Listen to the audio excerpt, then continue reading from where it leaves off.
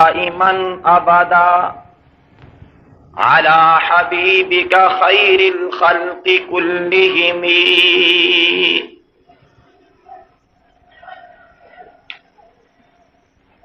قابل قدر حاضرین مکرم، بزرگوں، نوجوان ساتھیوں، سپاہ صحابہ کے غیور کارکنوں، جہاں تک میری آواز پہنچ رہی ہے، سماعت فرمانے والی اسلامی ماؤں، بہنوں، بیٹیوں،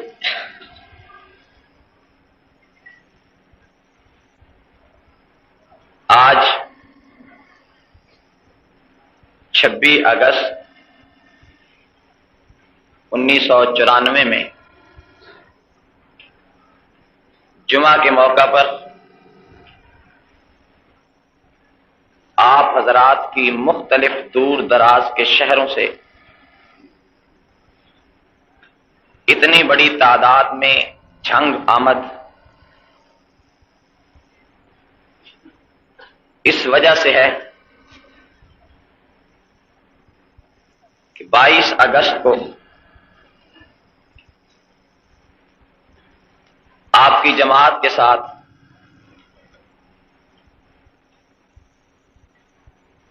بزدل دشمن کی طرف سے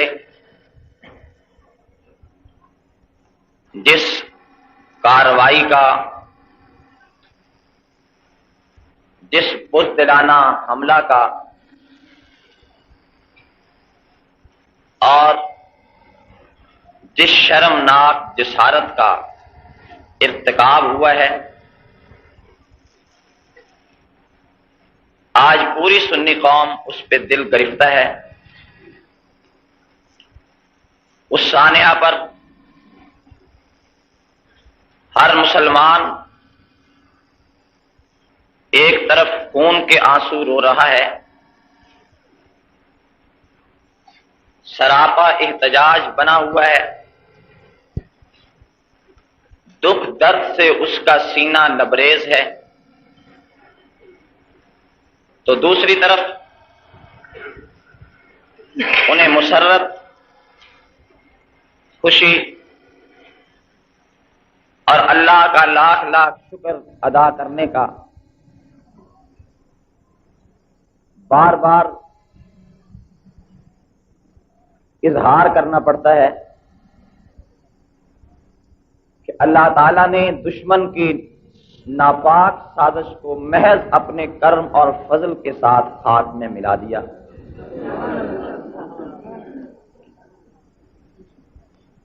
گرامی قدر سامعین، میری عادت نہیں ہے کہ جب کوئی واقعہ میرے ساتھ پیش آئے، جب کوئی تکلیف مجھے پہنچے، جب میری ذات کو مشکل کا سامنا کرنا پڑے، تو مجھ سے اس پر احتجاج نہیں ہوتا. میں بار بار اس واقعہ کی تفصیلات بیان کرنے سے بھی قاصر رہتا ہوں.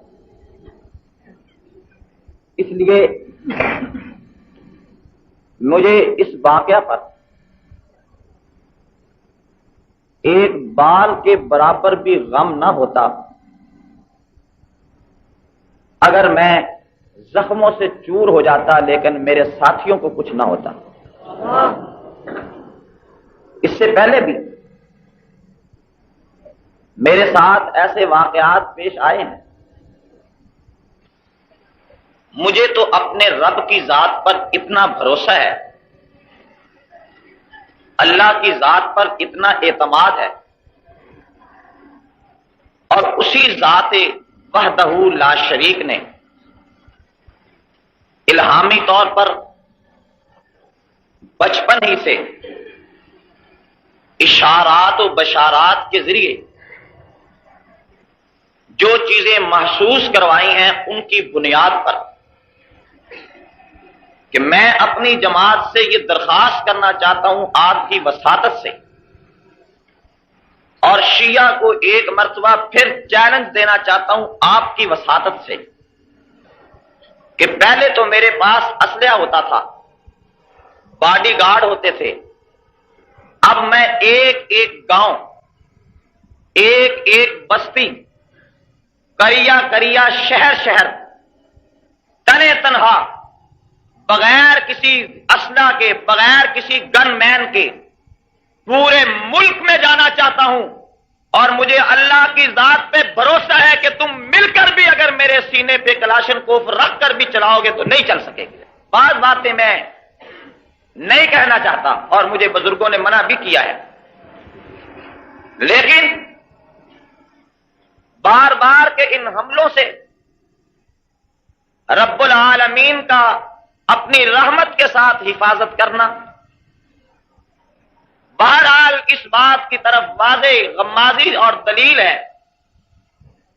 کہ خلاق عالم اصحاب رسول کی عزت اور آبرو کے تحفظ کے لیے اب کوئی کام لینا چاہتا ہے.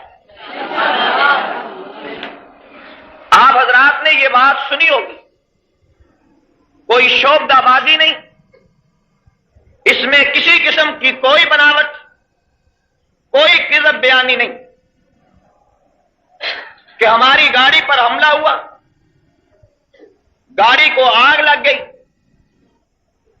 پوری گاڑی جل گئی، اس کے ٹائر جل گئے، اس کی سیٹیں جل گئیں، یہاں تک کہ جو ہمارا نوجوان ساتھی شاہد جاوید گاڑی ہی کے اندر بم لگنے سے گر گیا تھا، وہ بھی اسی میں جل گیا، اور بریف کیس جل گئے، اس میں موجود کپڑے جل گئے، یہ ساری چیزیں جل گئی. لیکن اسی گاڑی میں، انہی سیٹوں کے نیچے، اسی ڈالے میں، اس کی ٹرالی میں، اسی بریف کیس کے پاس، اسی شہید شاہد کے پاس، اسی گاڑی کے اندر وہ 500 اشتہار جو ناموس صحابہ و اہل بیت بل کانفرنس کے عنوان پر شائع کیے گئے تھے، جن پر ناموس صحابہ بل کا نام تھا، اس کے پروگراموں کی تفصیل تھی، اصحاب رسول کی عزت و آبرو کے تحفظ کے لیے اسمبلی میں پیش کیے جانے والے بل کے عنوان پر کانفرنسوں کے پروگرام ترتیب دیے ہوئے تھے. وہ کاغذ ہیں، جبکہ آپ دیکھتے ہیں کہ کاغذ اور آگ اس کا اتنا قرب ہے کہ لوگ لکڑی کو آگ لگانے سے پہلے کاغذ کو لگاتے ہیں، لوگ چولہا جلانے سے پہلے کاغذ کو استعمال کرتے ہیں. ہر چیز جل گئی، مگر جس کاغذ پر پیغمبر کے صحابہ کا نام تھا انہیں آگ تک نہیں لگی. میں اس بات سے یقیناً لا شک و شبہ اللہ کی رحمت سے یہ امید رکھتا ہوں اور نیک شگون لیتا ہوں، دنیا کی کوئی طاقت ناموس صحابہ بل کے راستے میں رکاوٹ پیدا نہیں کر سکتی. اگر ہم پر حملہ کیا گیا، سوال یہ ہے کہ میرا اور حملہ آور کا آپس میں مخالفت، وجہ تنازع، مخاصمت، آپس میں دشمنی کی وجہ اسباب و سوائے اس کے اور کچھ نہیں ہے کہ میں صحابہ رسول کی عزت اور آبرو کے تحفظ کے لیے اسی کارواں کو لے کر آگے بڑھ رہا ہوں جو مولانا حق نواز نے چلایا تھا. میں اسی تحریک کا ایک حصہ ہوں جس کو مولانا حق نواز نے اٹھایا تھا. میں اسی افسانے کا اینڈ ہوں، میں اسی کہانی کا ایک تتمہ ہوں، میں اسی داستان کا حرف آخر ہوں، میں اسی جدوجہد کی منزل تک پہنچنے والا ایک حصہ ہوں. میں ساری قربانیوں کو اپنی منزل تک لے جانے والی اس راہ پہ چل رہا ہوں. میں تمام شہداء کے خون کو ساتھ لے کر اپنی منزل کے آخری حصے تک پہنچ رہا ہوں، جہاں مجھے میری منزل اس شکل میں نظر آتی ہے کہ اصحاب رسول کے ناموس کے تحفظ، ان کی عزت اور آبرو کی پاسبانی اس طور پہ کر دی جائے گی. پیغمبر کے صحابہ کی عزت اور آبرو کا بل اسمبلی سے پیش ہوگا، قیامت کی صبح تک قانون کی پیشانی پہ جگمگاتا رہے گا. ناموس صحابہ بل اسمبلی کا مقدر بن چکا ہے. میں نے اس سے پہلے مختلف جلسوں میں، کانفرنسوں میں، اسی جمعہ کے موقع پر آپ سے عرض کیا تھا، ناموس صحابہ بل ہماری زندگی موت کا مسئلہ بن چکا ہے. नामूस सहाबा बिल हमारी बका फलाह का मसला बन चुका है। नामूस सहाबा बिल हमारी कामयाबी नाकामी का मसला बन चुका है। नामूस सहाबा बिल हक को बातल की जंग का नाम है। नामूस सहाबा बिल अब कामयाबी नाकामी का रास्ते हम जान दे देंगे, हम खून लुटा देंगे, जवानी बर्बाद कर छोड़ेंगे, बच्चे कुर्बान होते कुर्बान कर दिए जाएंगे, घर वीरान होते वीरान कर दिया जाएगा, जो होता कर दिया जाएगा। सहाबा की इज्जत और आबरू के बिल पर न सौदेबाजी की जा सकती है, न उठा हुए कदम वापस लिए जा सकते हैं, न इस बिल के उल्वाद पर अब हम किसी किस्म की कोई बात सुनने के लिए रवादार हैं। मैंने ये कहा था कि अगर बिल पास ना हुआ तो असेंबली से मेरी लाश आएगी। अब मैं ये कहता हूं, अगर इस बिल के साथ जाती हुई फिर मेरी लाश नहीं कई औरों की लाशें भी आएंगी। शायद हमारे रब ने हमें बचा इसीलिए रखा है कि हमने एक जंग असेंबली के फौज पे लड़नी है, हमने एक जंग असेंबली के हाल में लड़नी है। शायद रब ने जिंदगी के कुछ और दिन इसलिए दे छोड़े हैं कि जहां अपनी जिंदगी को ले अब जितनी घड़ियां सहाबा किराम की अमानत है, इस बिल के तहफ़्फ़ुज़ के लिए वक्त है, जो सलाहियत है, जो रब की दी हुई खुदा तवाराई है, इस बिल के लिए वक्त है। जिंदा है तो बिल की बात करेंगे, तड़पेंगे बिल की बात करेंगे, चलेंगे बिल की बात करेंगे, बढ़ेंगे बिल की बात करेंगे, बिल पास करा के दम देंगे या खाक खून में नहा के दम देंगे। इसलिए मैं आपसे कह रहा हूं, कोई दिल गिरफ्तार होने की जरूरत नहीं। इस वाकया ने हमारे हौसलों में जला बख्शी है, इस वाकया ने हमारी कुव्वत में इजाफा किया है, इस वाकया ने हमारे एतमाद को बढ़ाया है, इस सानिहा ने हमारी दिलों की धड़कन को तेज किया है, इस वाकया ने दुश्मन के इस नापाक साजिश ने, उसके इस बुज़दिलाना हरकत ने हम में पहले से ज्यादा जुर्रत पैदा की है, बेदारी पैदा की है।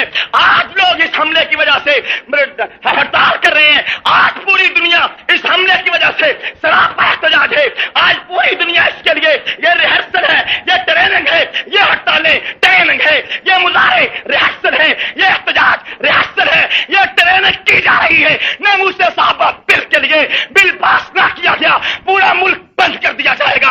बिल पास ना किया गया, पहिया जाम हड़ताल होगी। बिल पास ना किया गया, एहतजाज से सड़कें भर दी जाएंगी। बिल पास ना किया गया, जेलें भर दी जाएंगी। बिल पास ना किया गया, एक जान तो क्या है, हजारों जानें कुर्बान कर दी जाएंगी। इस बिल की कामयाबी के लिए मुल्की तौर पर अवाम की बेदारी की जरूरत है, अवामी बेदारी की, सुन्नी कौम के दिलों की धड़कन को तेज करने की जरूरत थी, मुसलमानों को ख्वाब गफलत से बेदार करने की जरूरत थी। मैं ये सोच रहा था, शायद मैं चीख चीख कर, चिल्ला चिल्ला कर, एक एक शहर में वावेला करके, एक एक शहर के अंदर खड़े होकर आंसू बहा बहा कर इस कौम की दिलों की धड़कन तेज कर सकूंगा और इस कौम को ख्वाब गफलत से बेदार कर सकूंगा।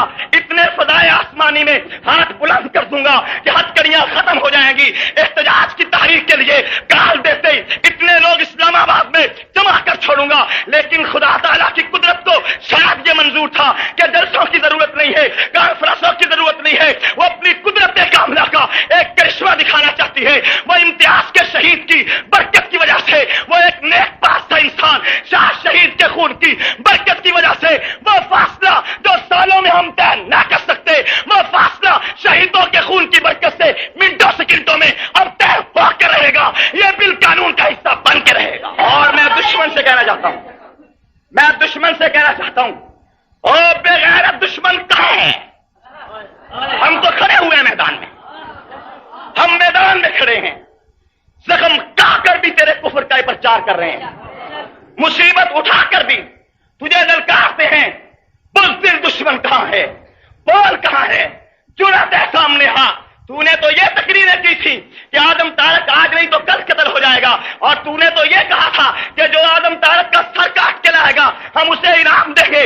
फिर इस इनाम को लेने के लिए कोई आगे न बढ़ा और तू खुद गाड़ी में सवार होकर पीछे चला आया। मुझे बतला, सर काटना तो दूर की बात है, तू तो मेरा बाल भी बीका नहीं कर सके, तू तो मेरे करीब भी नहीं आ सके है। तुझ में जुर्रत होती खड़ा रहता, तुझ में जुर्रत होती ताकत करता। तू बतला कि तेरे पास हर तरह की चीज थी, जदीद असला था, हथियार से तू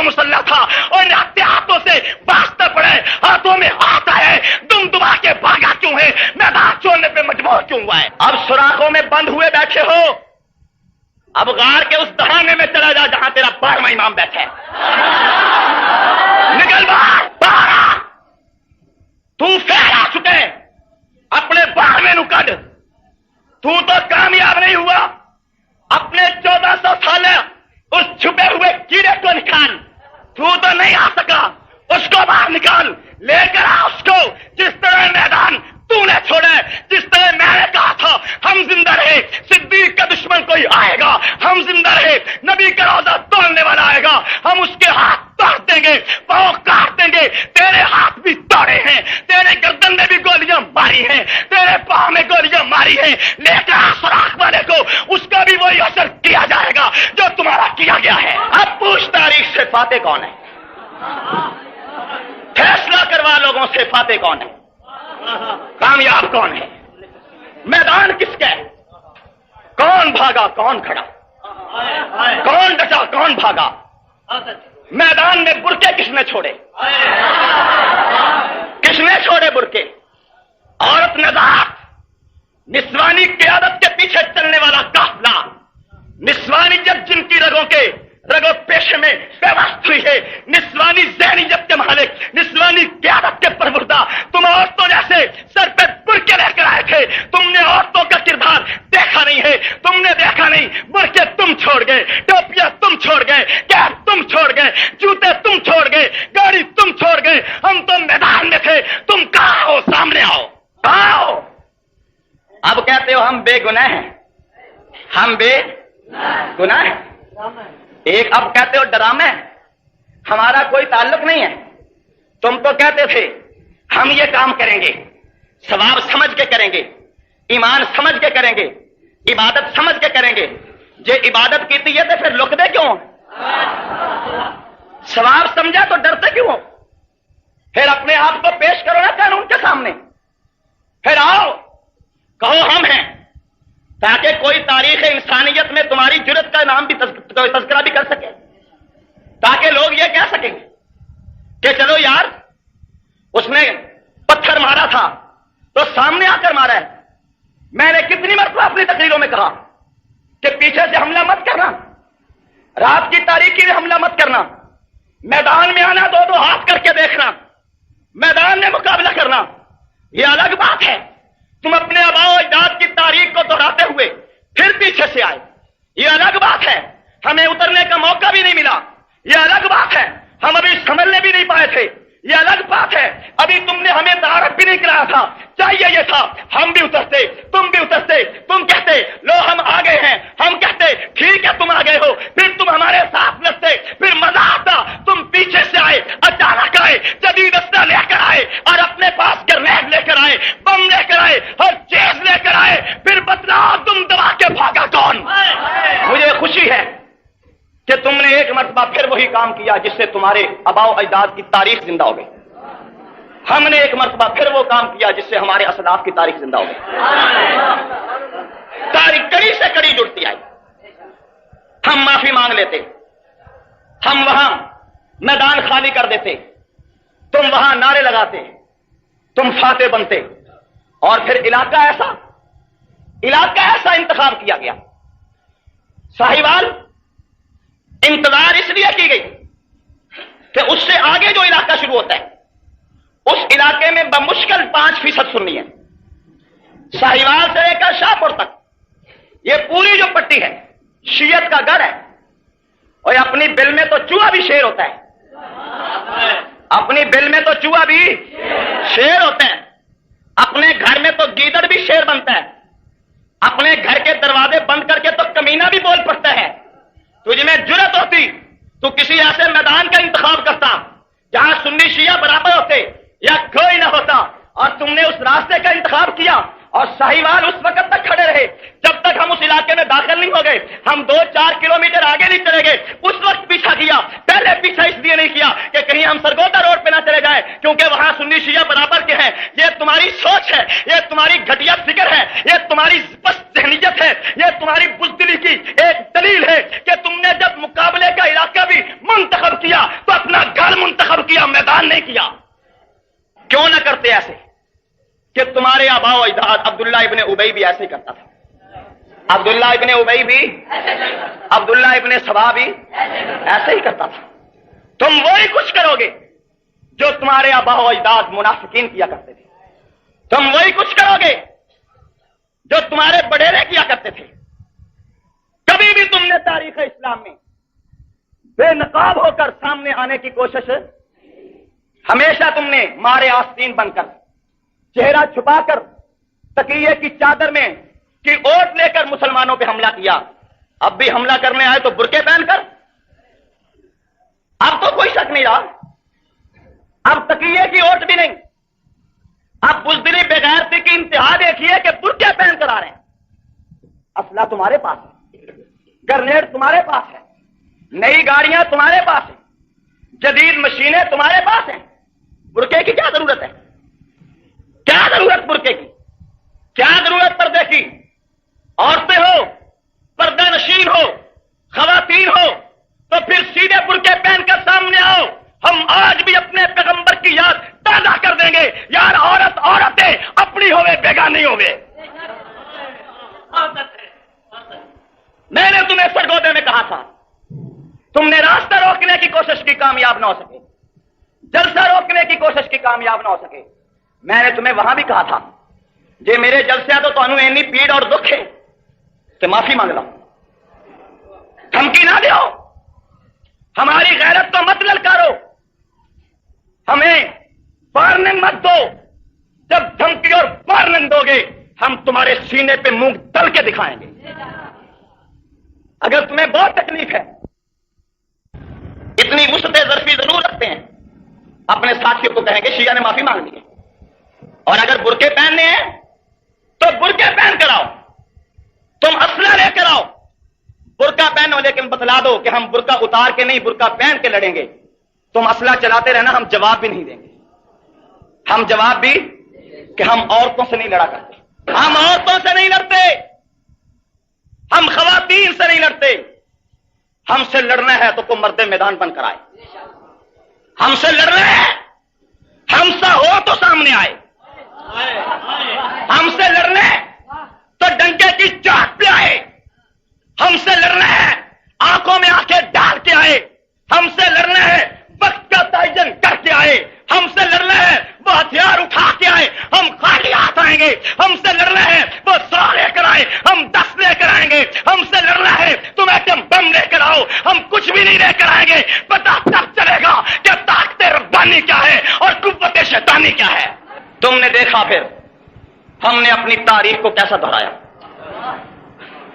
ہم نے جنگ احد کو یاد کیجئے اور اس جنگ کو یاد کیجئے، ہم امتی ہیں، ہمارا اور ان کا کوئی مقابلہ نہیں، لیکن راستہ وہی ہے، مشابہت دیکھنا، مشابہت، وہاں بھی دشمن پیچھے سے آیا، یہاں بھی دشمن، وہاں بھی حمزہ کی زبان کٹی، یہاں بھی امتیاز کی، وہاں بھی حمزہ کے ہونٹ کٹے، یہاں بھی امتیاز کے، وہاں بھی نبوت ایک طرف پہاڑ کی گھاٹی میں چلی گئی، یہاں بھی جماعت کی قیادت ایک طرف چلی گئی، وہاں بھی میدان مسلمانوں کے پاس رہا، یہاں بھی میدان مسلمانوں کے پاس رہا، وہاں بھی شہید مسلمانوں کے ہوئے، یہاں بھی شہید اہل حق کے ہوئے، وہاں بھی دشمن بھاگا، یہاں بھی دشمن بھاگا۔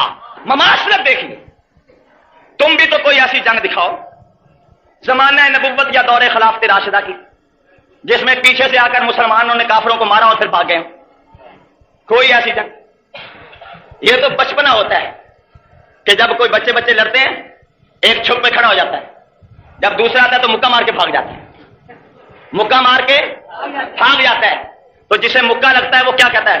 اوے پیو دے تے کھڑا رمی، پیو دے تے، پیو دے تے، تم اپنے باپ کے ہوتے تو کھڑے رہتے۔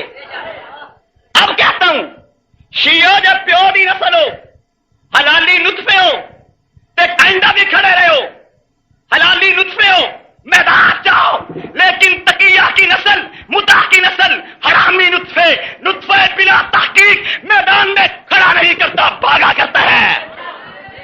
فسوف تری اذ انکشفت الغبار، فسوف تری اذ انکشفت الغبار اترتک الصراع من الحمار، تو دیکھ تو صحیح کہ جب گرد و غبار چھٹے گا تو پھر دیکھنا گھوڑے پر سوار کون ہے، گدھے پہ سوار کون ہے۔ پھر دیکھو جب گرد و غبار چھٹا، جب گرد و غبار چھٹا ہوا کیا؟ ہم ساہیوال سے جب گزرے تو یہ کہنے لگا وہ مولوی گیا، وہ مولوی گیا۔ ہمارے ساتھیوں نے جب یہ بات سنی تو انہوں نے کلاشن ان کی طرف کر کے کہا تمہاری ایسی تیسی آؤ تو صحیح۔ جب تک ہم نظروں سے اوجل نہیں ہوئے وہ ہماری طرف نہیں مڑے، ہماری طرف خدا کی قسم انہیں چاہیے تھا کہ وہ کہتے ہم آ رہے ہیں، وہ کہتے ہم آ رہے ہیں، فوراً گاڑی گھماتے۔ لیکن دشمن بزدل تھا، اس نے کہا اگر ان کے سامنے میں نے گاڑی گھما دی تو مقابلہ یہی ہو جائے گا، اور ساہیوال کا میدان شیعہ سنی کے لیے برابر ہے، وہاں دونوں قوتیں طاقتیں برابر ہیں۔ اس سے یہ برداشت نہیں تھا۔ جب اسے پتا چل گیا کہ ہم خالصتاً شیعہ آبادی میں چلے گئے، اس وقت اس نے پیچھا کیا، پیچھے آیا۔ ہمیں دور سے جب پیچھے والے ساتھیوں کو گاڑی ڈالا نظر آئی، انہوں نے ہمیں اندر کہا کہ پیچھے ڈالا آ رہا ہے۔ ہمیں اندر یہ بات محسوس ہوئی، کوئی طبیعت میں خوف نہیں تھا، تردد نہیں تھا، ہمیں یہ بات محسوس ہوئی کہ جیسے یہ کہہ رہے ہیں کہ پیچھے جیپ آ رہی ہے حملہ آور ہونے کے لیے۔ تو میں ہنس رہا تھا، میں نے کہا جی امتیاز کدی جیپاں نے بھی ڈالیاں دے مقابلے کیتے، کدی جیپاں بھی ڈالیاں دے مقابلے، اور کدی عورتاں بھی مرداں دے مقابلے، کدی بزدلاں بھی غیرت منداں دے مقابلے کیتے، کدی حرامیاں بھی حلالیاں دے مقابلے کیتے؟ اس نے کہا جی کبھی نہیں۔ میں نے کہا جیپ لے کر آ رہے ہیں۔ کچھ ہی دیر کے بعد میں نے شیشے میں دیکھا تو میں نے کہا نہیں جیپ نہیں، یہ تو ڈالا ہے۔ وہ بھی تیزی سے آ رہا تھا، ہم بھی تیزی سے۔ میں بالکل اللہ کو گواہ بنا کے آتا ہوں، راستے میں چکرالا ایک اڈا آتا ہے، یہ ساہیوال سے 5 کلومیٹر کے فاصلے پر ہے۔ میرا جی چاہا کہ یہاں گاڑی روکوں، یہاں گھر بھی ہیں، بازار بھی ہیں، اڈے لوگ بھی کھڑے ہوئے ہیں، یہاں مقابلہ کیا جائے۔ لیکن میرے دل میں فوراً یہ بات آئی کہ یہ بہت سارے بے گناہ مسافر رگڑے میں آ جائیں گے، یہ بہت سارے بے گناہ مسافر جن کا کوئی جرم نہیں وہ گولیوں کی زد میں آ جائیں گے۔ آگے چلتے ہیں، ہم آگے چلے۔ اب وہ اس کا اور ہمارا فاصلہ کم ہوتا جا رہا ہے۔ آگے مودا واٹی کو گزر کر نواں لوگ گاؤں ہے، پورا شیعہ کا پورا، یہ ایک عارضی سا پل ہے۔ میں نے اپنے ڈرائیور سے کہا کہ جیسے ہی پل کراس کریں تو پل کے اوپر گاڑی روک لو تاکہ دشمن نہ آگے جا سکے نہ پیچھے آ سکے، اور ہم اسے چیک کرتے ہیں۔ ہم نے گاڑی صرف چیک کرنے کے لیے روکی، جو ہی گاڑی روکی ابھی ہم اترنے بھی نہیں پائے، بمشکل ایک ایک قدم نیچے آیا، پیچھے دیکھا بھی نہیں۔ اگر بہادر دشمن ہوتا، غیرت مند دشمن ہوتا، کہتا ہم آگے ہیں چلو تم بھی گاڑی سے نکلو ہم بھی گاڑی سے نکلتے ہیں، یہ بات ہوتی۔ لیکن ابھی ہم نکلنے بھی نہیں پائے، اترنے بھی نہیں پائے، سنبھلنے بھی نہیں پائے۔ فوری طور پر انہوں نے بمباری شروع کر دی۔ ہم حیران تھے، جہاں تک کلاشن کوف اور ریفلوں بندوقوں کی آواز ہے یہ ہمارے لیے اب کوئی حیثیت نہیں رکھتی۔ لیکن جب میں نے دیکھا کہ ایک بم نما کوئی چیز ہمارے سروں سے گزرتی ہوئی 40-50 فٹ کے فاصلے پہ زمین پہ گری، اور زمین میں ایک کھڈا پڑ گیا، اور اس طرح گرد و غبار اٹھا، اور اس طرح آوازیں آئی جیسے توپیں چل رہی ہیں، تو میں نے کہا دشمن بڑا اسلحہ لے کر آیا۔ فوراً ساتھیوں سے کہا پوزیشنیں لو، پوزیشنیں، اپنی اپنی جگہ پر لیٹ جاؤ، اپنی اپنی جگہ پر۔ ساتھی فوراً پوزیشن لینے لگ گئے۔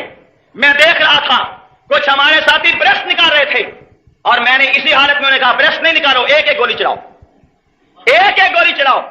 ممکن ہے مقابلہ لمبا ہو جائے، ممکن ہے ہمیں شام تک گولی چلانا پڑے، اور گولی ضائع بھی نہیں کرنی، گولی ضائع بھی۔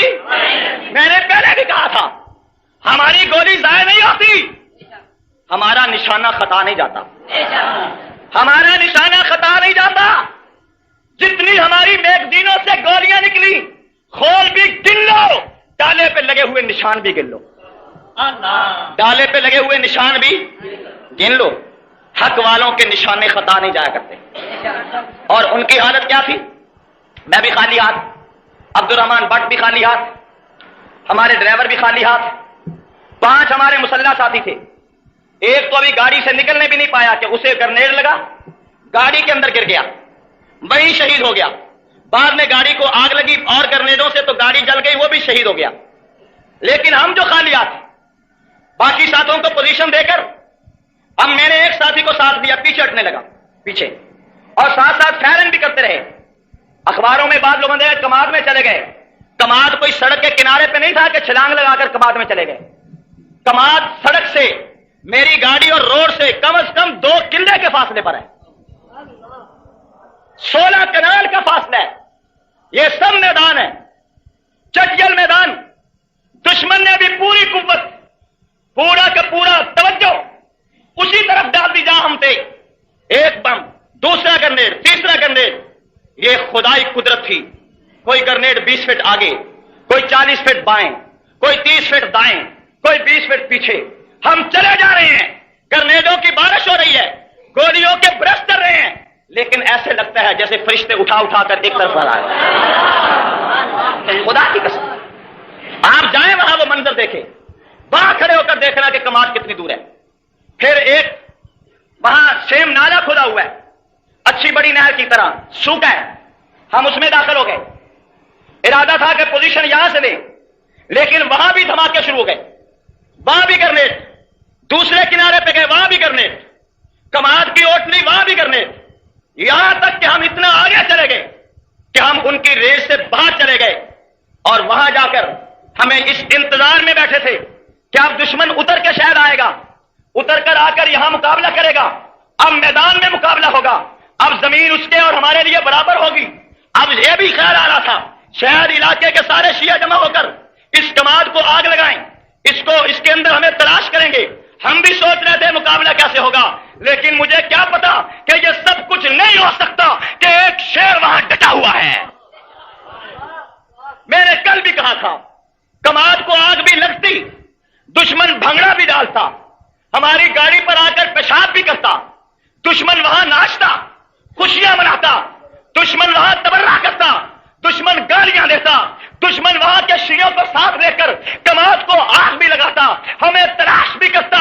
یہ سب کچھ ہوتا اگر حاجی امتیاز نہ ہوتا، یہ سب کچھ ہوتا شاہ شہید نہ ہوتا، یہ سب کچھ ہوتا عبدالرشید نہ ہوتا، یہ سب کچھ ہوتا سرفراز نہ ہوتا۔ ہوتا ہے سب کچھ اگر صحابہ کے سپاہی نہ ہوتے، صحابہ کے۔ میرے پاس تو چیز ہی کوئی نہیں تھی، ہم خالی ہاتھ میدان میں کیا کرتے بھائی؟ اب میں کہوں خالی ہاتھ میں انگلیوں سے نشانہ لگائے رکھتا، خالی ہاتھ میں دم کرتا۔ ہاں خالی ہاتھ تھے، لیکن کافر کافر ضرور کہہ رہے تھے، کافر کافر۔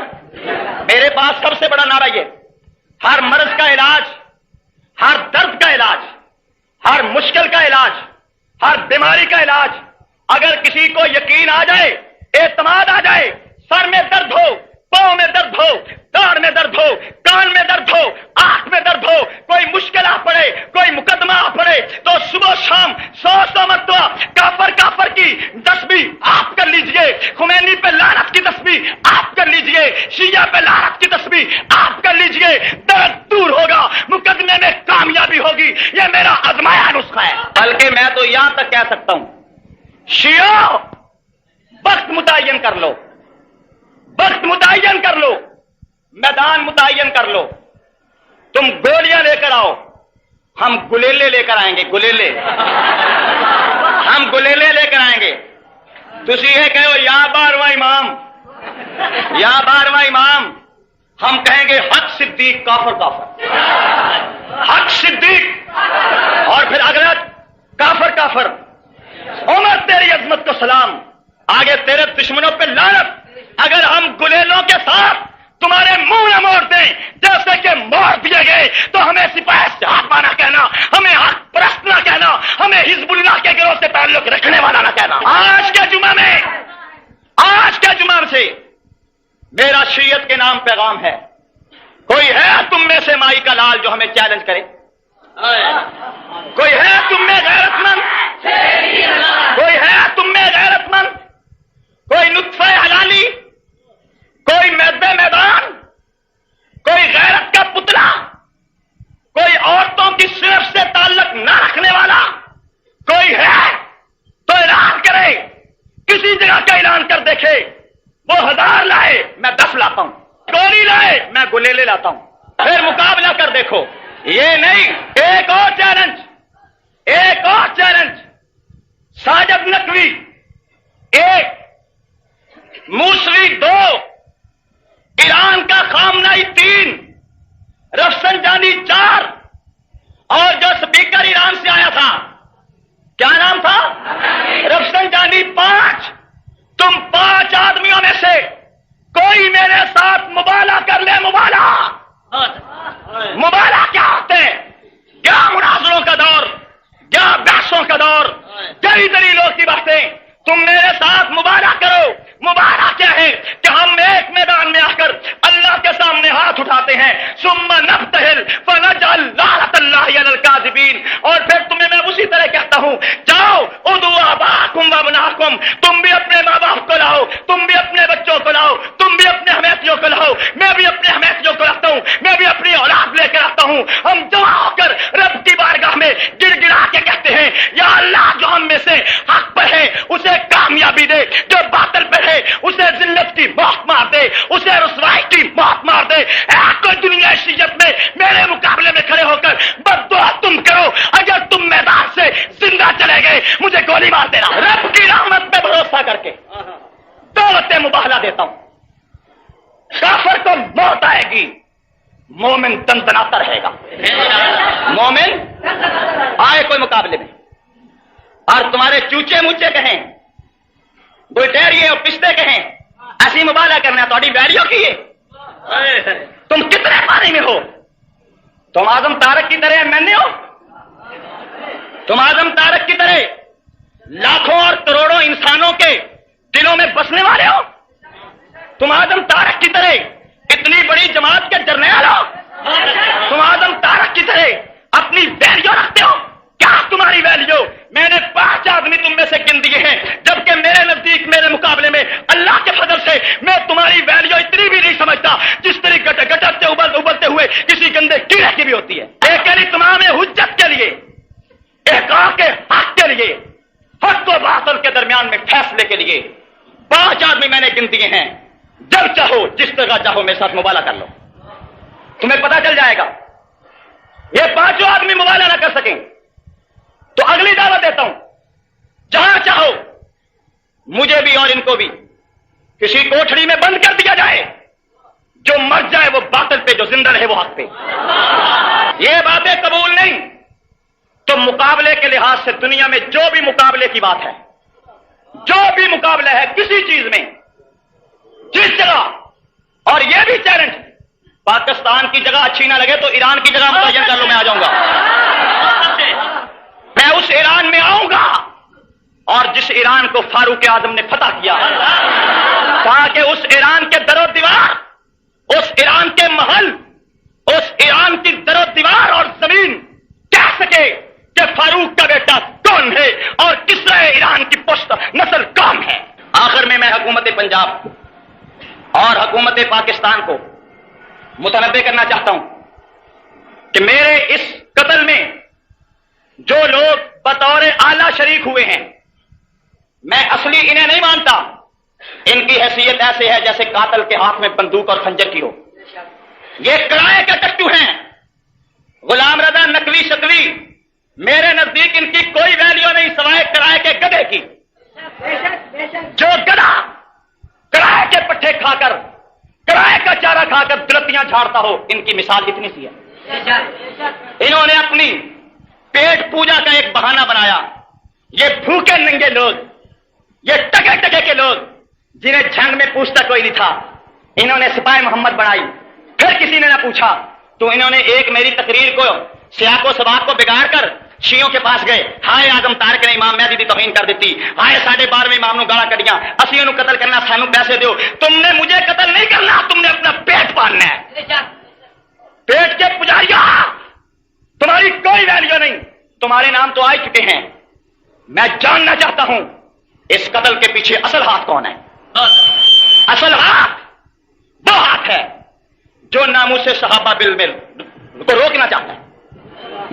ناموس صحابہ بل کے راستے میں رکاوٹ بننے والا ہاتھ وزیر کا ہو، مشیر کا ہو، وزیر اعظم کے شور کا ہو، اس کا اپنا ہو، کسی لاہوری کا ہو، پشوری کا ہو، کسی کا ہو، ہم اس ہاتھ کو دیکھنا چاہتے ہیں اور اس وقت تک چین سے نہیں بیٹھیں گے جب تک بل پاس کرا کے اس ہاتھ کو کاٹ نہیں دیتے، اس ہاتھ کو کاٹ. اور اس کا مقصد ایک اور بھی تھا کہ ناموس صحابہ بل کی جو جدوجہد ہے وہ سپتاز ہو جائے. ظاہر بات ہے، خدا نہ خواستہ یہ تو میں آپ کے جذبات کے مطابق کہتا ہوں، ورنہ میں چاہتا ہوں خدا کرتا کہ میں شہید ہوتا، خدا کرتا کہ میں شہید ہوتا، خدا کرتا کہ میں شہید ہوتا. یہ میرے اپنے جذبات ہیں، یہ میرے اپنے جذبات ہیں.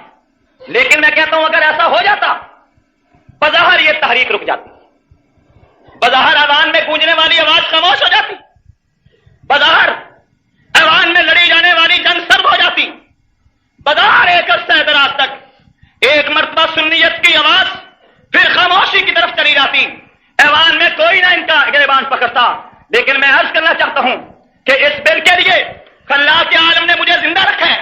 مقصد یہ تھا کہ بل کی آواز خاموش ہو جائے، اور اب مقصد یہ ہے کہ ہم احتجاج کریں، مظاہرے کریں. احتجاج ہوگا، مظاہرے ہوں گے، ہڑتالیں ہوں گی، میری ذات کے لیے نہیں، صحابہ کے لیے، ناموس صحابہ بل کے لیے.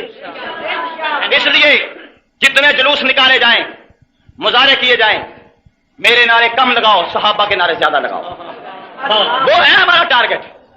ہم جئیں نہ جئیں، ہم رہیں نہ رہیں، ان کی عزت کا تحفظ ہونا چاہیے، ان کی عزت و عظمت کا تحفظ ہونا چاہیے. ہمارے خون سے ہوتا ہے، ہمیں مبارک ہے، ہماری قربانی سے ہوتا ہے، ہمیں مبارک ہے. میں اس موقع پر اپنے 2 شہیدوں کی شہادت کو سلام پیش کرتا ہوں اور ان کی عظمت کو اور آپ کی وساطت سے حکومت سے مطالبہ کرتا ہوں کہ پولیس کے اندر جو بھی بڑا سے بڑا نشان جرت ہے وہ حاجی امتیاز کو دیا جانا چاہیے. اس کے ورثاء کو حاجی امتیاز کی کارکردگی کی بنا پر اتنا کچھ دیا جانا چاہیے کہ ان کے آنے والی نسلیں بھی ان پر رشک کر سکیں، اور اس کی جگہ پر اس کے ورثاء میں سے کسی ایک کو اس کی جگہ پر حوالدار یا کانسٹیبل یا پھر میرا مطالبہ ASI بھرتی کیا جانا چاہیے، اور دیگر ساتھیوں کو بھی انعامات دینے چاہیے تاکہ دنیا کو پتہ چلے کہ مرد میدان کون ہوتے ہیں. حاجی امتیاز، اس کی جرأت اور بہادری نے پولیس کے وقار میں اضافہ کیا ہے. اس نے داستان جرأت میں ایک کردار ادا کر کے پولیس کی پیشانی کو جھومر بن کے سجایا ہے. اس نے پولیس کے کردار کو اجلا کیا ہے. اس نے پولیس کی تاریخ میں ایک روشن باب تحریر کیا ہے. اس کی جرأت اور بہادری سے پولیس کے لوگوں کا سر فخر سے بلند ہو رہا ہے. آخر میں آپ حضرات سے ایک وعدہ لینا چاہتا ہوں، یہ جتنے لوگ یہاں کھڑے ہیں وہ عہد کریں کہ ناموس صحابہ بل کی تحریک کے لیے آپ کو کال دی جانے والی ہے. احتجاجی تحریک چلانے کے لیے، احتجاجی گرفتاریاں پیش کرنے کے لیے لسٹیں بن رہی ہیں. کون کون ہے جو گرفتاری دینا چاہتا ہے؟ اپنے نام، پتے، ایڈریس دستی طور پہ مرکز میں پہنچائیں. اپنے نام، پتے، ایڈریس دفتر میں پہنچائیں، اور اس کے ساتھ ساتھ ہر آدمی آج کے بعد اپنے گھر کے اوپر سپاہ صحابہ کا جھنڈا جس پر پیغمبر کا نام، اصحاب رسول کے نام کندہ ہو، اپنے گھر پہ لہرانے کا میرے ساتھ وعدہ کریں. اپنے گھر پہ جھنڈے لہراؤ گے، ہر طرف جھنڈوں کی چھاؤں کر دیں. اپنے گھروں کو صحابہ کے ناموں کی چھاؤں میں اپنے گھروں کو لے آئیں. جس گھر پہ صحابہ کے نام کا سایہ ہوتا رہے گا، میرے رب کی رحمت بارش کی طرح برستی رہے گی. تیار ہیں آپ لوگ؟ اور پھر آپ کو ایک کارواں کے لیے جو ٹرین مارچ کی شکل میں ہوگا بلایا جائے گا. کیا خیال ہے، آپ آئیں گے؟ اسمبلی کے گھیراؤ کے لیے بلایا جائے گا، آپ آئیں گے؟ آپ تیاری کیجئے انشاءاللہ العزیز. ابھی جلوس ہوگا، اس جلوس میں شرکت بھی کرنا. اللہ حامی و ناصر ہو. وآخر دعوانا الحمدللہ.